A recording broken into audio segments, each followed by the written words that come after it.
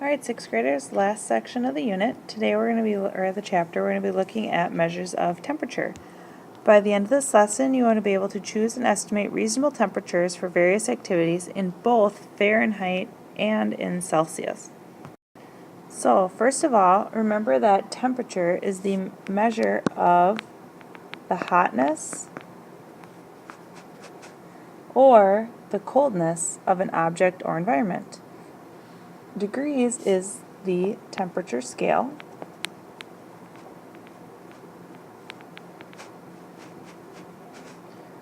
Celsius, which is degrees Celsius, is the metric unit or system of temperature. In Celsius, water freezes at 0 degrees and it boils at 100 degrees. Fahrenheit is the English or the customary system of temperature, the one that we use here in the States. In Fahrenheit, water freezes at 32 degrees and water boils at 212 degrees. So now let's just look at a couple of examples. Why don't you pause the video and see if you can figure these two out. We want to select the appropriate temperature and explain your reasoning. So if hot soup, we want to know, is it 40 degrees Celsius or 90 degrees Celsius? Because we're looking for hot soup, 90 degrees Celsius would make more sense because it's close to 100, which is boiling. And we wouldn't want to eat boiling hot soup, so this would just be a little bit under. If we're looking at a slice of warm apple pie, if we have 60 degrees Fahrenheit or 100 degrees Fahrenheit, because we're talking about warm, this one might actually be a little bit different than you think. It's actually going to be 110 degrees Fahrenheit.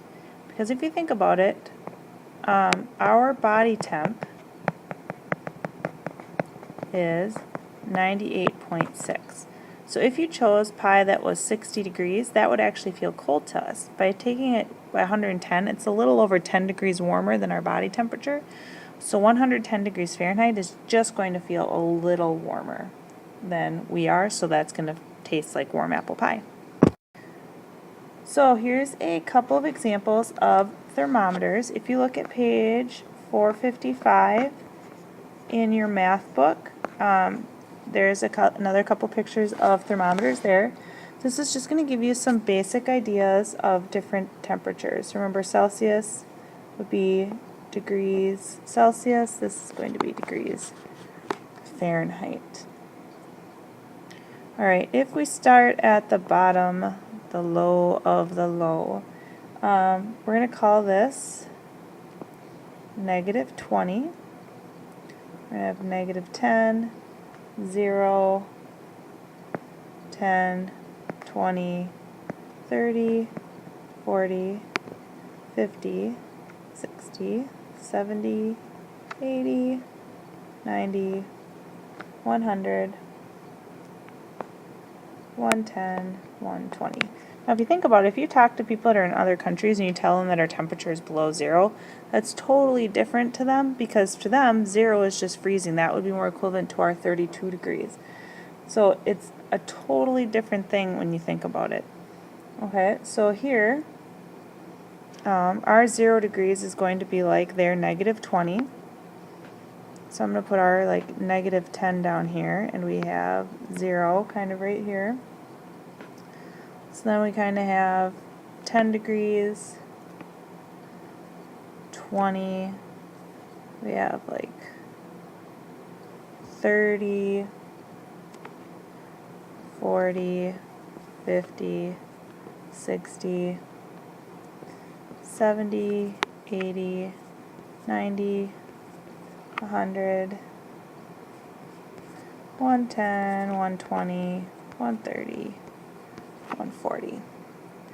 So if we're looking at snow and ice sports, for Celsius we'd be at about negative 20, and here we kind of cap it out at around 0. If it's below 0, we might still do it, but not super comfortable. For them, the top for their snow and ice sports would be 0 because that would be equivalent to our freezing. And for us, it's going to go a little bit higher because remember, for us, freezing is 32 degrees. Okay. If you're talking about normal water sport temperatures, we're going to look at kind of some ranges again. For them, water sport ranges might start at about 20, whereas for us, we're going to start it more up here in the 70s. Okay. The top of theirs is probably going to be about 40.